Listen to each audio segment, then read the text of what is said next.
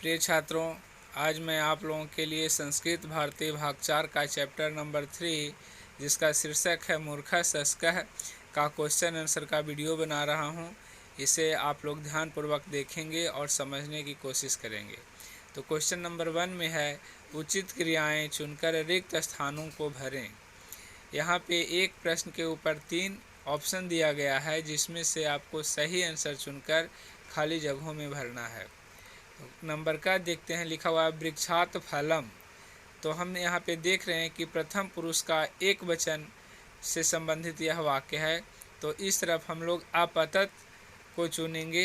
इस तरह से वृक्षात फलम अपतत, यानी इसका हिंदी होगा वृक्ष से फल गिरता है, वृक्ष से फल गिरा।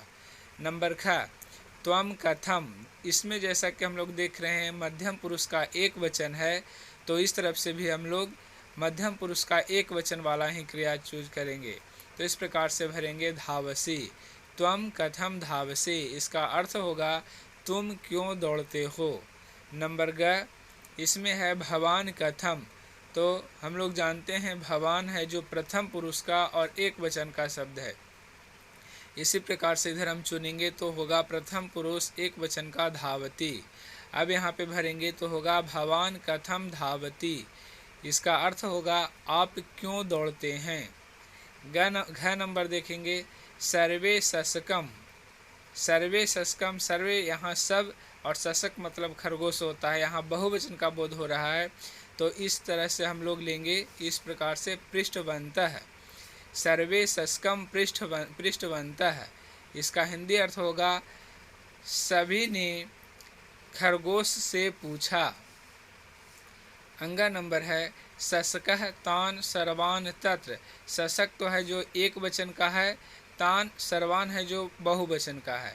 तो यहाँ पे होगा, हम लोग कर्ता के अनुसार चलेंगे, अनयत, शशकः तान सर्वान तत्र अनयत, यानी खरगोश ने उन सबों को वहाँ लाया। तो इस प्रकार से क्वेश्चन नंबर 1 हुआ। अब क्वेश्चन नंबर 2 में देखते हैं, निम्नलिखित क्रियाओं का पद परिचय मूल धातु लकार पुरुष एवं वचन दें। तो इसके अनुसार हम क्वेश्चन नंबर 2 को देखते हैं, प्रत्येक को बारी बारी से बनाएंगे और समझेंगे। यहाँ एक तरफ ऊपर में मैं लिख दिया हूँ धातु, उसके बगल में लकार पुरुष और वचन, ताकि शब्दों को लिखने में आसानी हो और बच्चे आराम से समझ सकें। तो पहला नंबर है पत्ती। यह जो पत्ती है यह इसका धातु रूप होता है, मूल धातु होता है पत, यह लट लकार का है, प्रथम पुरुष और एक वचन। इसी प्रकार से आसित, इसका मूल धातु होता है अस, यह लंग लकार का है, प्रथम पुरुष में इसका प्रयोग किया जाता है और एक वचन का है। इसी प्रकार से थर्ड नंबर अगछत, इसका मूल धातु होता है गम, इसका लकार है लंग, प्रथम पुरुष और एक वचन का है। आगे है धावामी, इसका मूल धातु होता है धाव और धावामी है जो लट लकार में प्रयोग किया जाता है। यह जहाँ भी आमी आवह आम आता है तो उत्तम पुरुष का होता है, इसलिए यह उत्तम पुरुष का है और एक वचन का। आगे क्वेश्चन है अनयत, इसका मूल धातु होता है नी, यह लंग लकार से संबंधित है, यानी भूतकाल से, और यह प्रथम पुरुष में प्रयोग किया जाता है एक वचन के रूप में। आगे है आपस्यन, यह इसका मूल धातु होता है दृश्य, लंग लकार में इसका प्रयोग किया जाता है, यह प्रथम पुरुष का है और बहुवचन। तो इस प्रकार से अब क्वेश्चन नंबर 3 देखते हैं। यहाँ संधि विच्छेद करें, संधि विच्छेद करने को दिया गया है। पहला नंबर में है भग्नाभवत, इसका संधि विच्छेद करेंगे तो भग्ना जोड़ अभवत बराबर भग्नाभवत। आगे है वानरो अपि, वानरह जोड़ अपि, जब इसका नियम पढ़ेंगे संधि विच्छेद का, तो जब एक साइड प्लस के लेफ्ट साइड विसर्ग हो और दाएं साइड से आ आए तो ये दोनों को मिलाने के बाद ओकार की मात्रा आता है और प्लस आधा आ रहता है। तो इस प्रकार से वानरो अपि, यानी जो पूरा आ है वो विसर्ग के साथ मिलने पर ओ की मात्रा देकर आधा आ हो जाता है। इस तरह से वानरो अपि। आगे है इत्येवम, इति जोड़ एवं, जब हर्ष ई कार और ए मिलते हैं तो पहले वाले वर्ण का मात्रा आधा हो जाता है और ये का प्रयोग किया जाता है। इस प्रकार से इत्येवम। आगे है तम पश्यत, इसका होता है तम जोड़ अपश्यत। यहाँ पे जो आप देख पा रहे हैं तम जोड़ अपश्यत, ये म हलंत में जब अ जुड़ता है तो तम पूरा हो जाता है और पश्यत, इस प्रकार से तम पश्यत। आगे है सो अवदत, सह जोड़ आवदत। इसके जैसा भी हम लोगों ने ऊपर पढ़ा, जैसा कि वानरो अपि था, वानरह जोड़ अपि, ठीक उसी प्रकार का यह संधि विच्छेद है। सह जोड़ अवदत, विसर्ग के साथ अ मिलने पर ओकार की मात्रा और अ है जो आधा हो जाता है। इस प्रकार से सो अवदत का संधि विच्छेद सह जोड़ अवदत होता है। यहाँ दिया गया है। अब आते हैं अतवतु प्रत्यय जोड़कर निर्देशानुसार में है शब्द रूप बनाएं। अतवतु प्रत्यय जोड़कर निर्देशानुसार शब्द रूप बनाना है। का नंबर में है, क्वेश्चन नंबर का में दिया हुआ है पद को निर्देशानुसार निर्देश दिया गया है पुल्लिंग प्रथमा विभक्ति और एक वचन में इसका रूप क्या होगा, यहाँ लिखा हुआ है, ऑलरेडी यहाँ बनाया हुआ है। ख से देखते हैं, नंबर ख से देखते हैं, मूल धातु दिया गया है धाव, जो इसको बदलना है हमें स्त्रीलिंग के रूप में, इसका स्त्रीलिंग विभक्ति बहुवचन प्रथमा पुरुष, तो यहाँ पे होगा धावितवंती। धाव को स्त्रीलिंग प्रथमा विभक्ति और बहुवचन में धावितवंती लिखेंगे। ग नंबर में है गम, मूल धातु गम दिया गया है, इसको पुल्लिंग में रखेंगे, प्रथमा विभक्ति और बहुवचन में बदलेंगे तो इसका रूप हो जाएगा गतवन्तः। और इस प्रकार से घ नंबर का क्री धातु रूप, क्री का रूप लिखेंगे स्त्रीलिंग में, प्रथमा विभक्ति द्विवचन के रूप में, तो यहाँ हो जाएगा कृतवत्यौ। इसी प्रकार से अंगा नंबर आएंगे दृश्य, मूल धातु जो दिया गया है, इसका रूप पुल्लिंग प्रथमा विभक्ति एक वचन में बदलना है तो इसका हो जाएगा दृष्टवान। आइए अब आगे चलते हैं। क्वेश्चन नंबर 5, यहाँ लिखा गया है निर्देशानुसार वाक्यों के लकार बदलें। यहाँ निर्देश दिया गया है और उस निर्देश के अनुसार वाक्य के लकार को बदलना है। तो नंबर क्या लिखा हुआ है, अहम दूरदर्शनम पश्यामि, इसको लिट लकार में बदलना है। तो यहाँ ऑलरेडी बदला हुआ है, अहम दूरदर्शनम द्रक्ष्यामि, इसका हिंदी होता है मैं दूरदर्शन देखूंगा। आगे नंबर ख नंबर में है बालाह दुग्धम पिबंती, इसका हिंदी होता है बच्चे दूध पीते हैं। इसको हमें लोट लकार में बदलना है। तो लोट लकार में बदलने के बाद देखते हैं क्या होगा, बालाह दुग्धम पिबंतु, यानी बच्चे दूध पिए। लोट लकार अनुज्ञा काल होता है।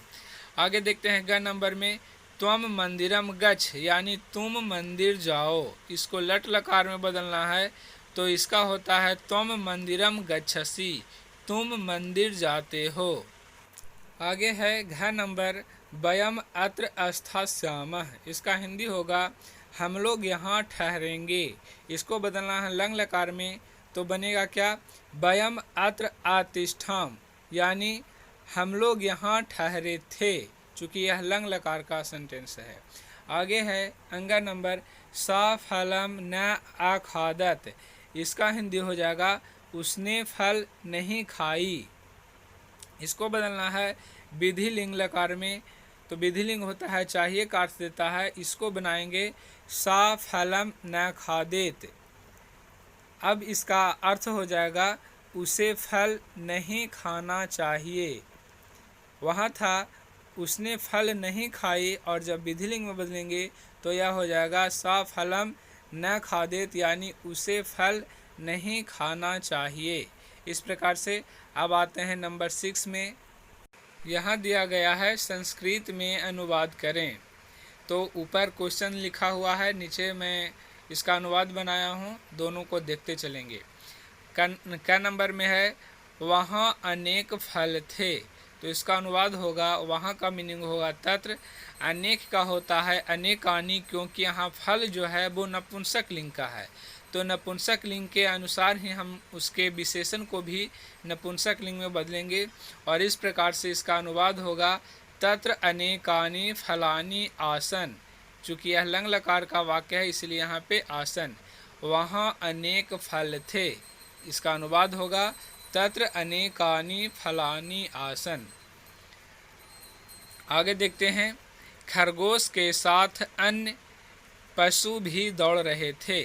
खरगोश के साथ, यहाँ जहाँ कहीं भी हम लोग साथ का मीनिंग देखेंगे तो सह साकम सार्धम में तृतीया विभक्ति का प्रयोग किया जाता है और सह के साथ यहाँ तृतीया विभक्ति का प्रयोग करेंगे।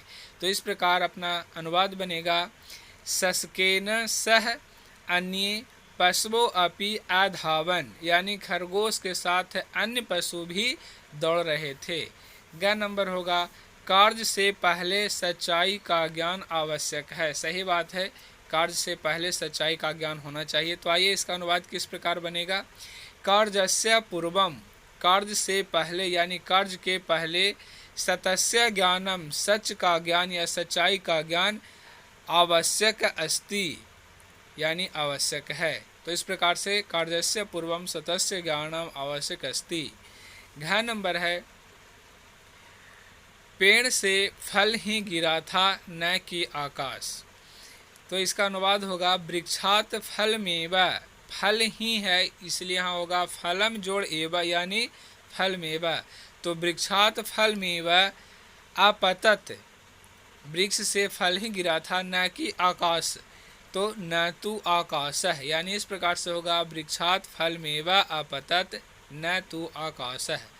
आगे देखते हैं, अंगा नंबर, रमेश विद्यालय से घर आया और सो गया। तो इसका अनुवाद होगा, रमेशः विद्यालयात् गृहम् अगच्छत्, यानी रमेश विद्यालय से घर आया, शयितवान् च और सो गया, या असयितः भी हम लोग लिख सकते हैं, लेकिन यहाँ मैं लिखा हूँ रमेशः विद्यालयात् गृहम् अगच्छत् शयितवान् च, यानी रमेश विद्यालय से घर आया और सो गया। आगे है 4 नंबर, मनुष्य को दुख में परेशान नहीं होना चाहिए। तो इसका अनुवाद हम बनाएंगे, मनुष्यम कष्टे, यानी मनुष्य को दुख में, कातरः न भवेत्, परेशान नहीं होना चाहिए। तो इस प्रकार से मनुष्यम कष्टे कातरः न भवेत्, मनुष्य को दुख में परेशान नहीं होना चाहिए। तो साथियों, इस प्रकार से आपका तीसरा चैप्टर मूर्खः शस्कः का प्रश्न उत्तर भी आज कंप्लीट हुआ। इसके पहले मैंने अर्थ बताया था, शब्द संग्रह दिया था। तो मैं उम्मीद करता हूं कि आप लोगों को यह चैप्टर पूरी तरह से कंप्लीट हो गया होगा, इसमें और कुछ परेशानी नहीं रही होगी। और यदि परेशानी कुछ रह जाती है तो कमेंट बॉक्स में ज़रूर लिखें कि हाँ क्या परेशानी है, क्या दिक्कत है, कहाँ समस्या आ रही है, और अपने साथियों के साथ शेयर करें। और चैनल को सब्सक्राइब नहीं किया है तो सब्सक्राइब कर लें। So wish you all the best. Thank you, that's all.